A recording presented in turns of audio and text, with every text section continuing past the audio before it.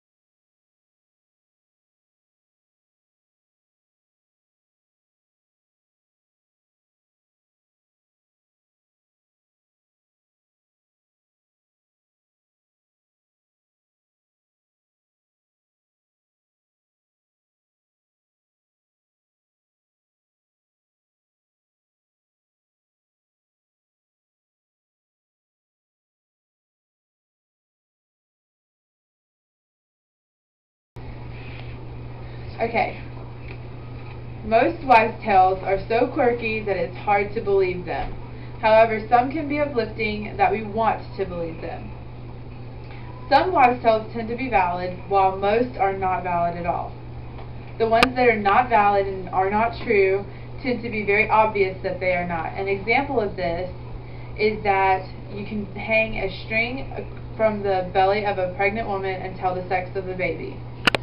Others that are less obvious that they're wrong can be logically explained. An example of this is that chocolate causes acne. Another outlandish wives' tale is that cats can take the breath from a baby. This is obviously not true. There is no anatomical way that this could happen. When I first heard this wives' tale, I knew that it could not be true. Upon researching it, I only proved myself right. In a web article, Samantha Van Vliet mentions that it was during the 17th century that people first associated cats with witchcraftery or evil, and this is when it began. However, it is not true. It's simply anatomically impossible. She goes on to explain how it's not possible. She then explains an article or an occurrence where a parent finds her baby suffocated in his crib with the family cat laying on top of it. After an autopsy of the baby, they discovered there were no pet hairs, no cat hairs in the airway of the child. And they diagnosed her with SIDS, sudden infant death syndrome. Even though this is not true, it is never a smart idea to allow animals or any family pet alone and unsupervised with a new infant or a new person in the home. No, it's not necessary to lock up all of your animals in a kennel once the new baby comes home. However, they do need to be supervised at all times.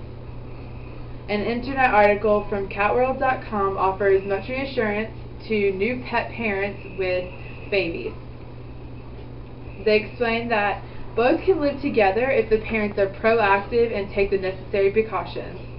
Do what you can to prevent infections, scratches, and diseases.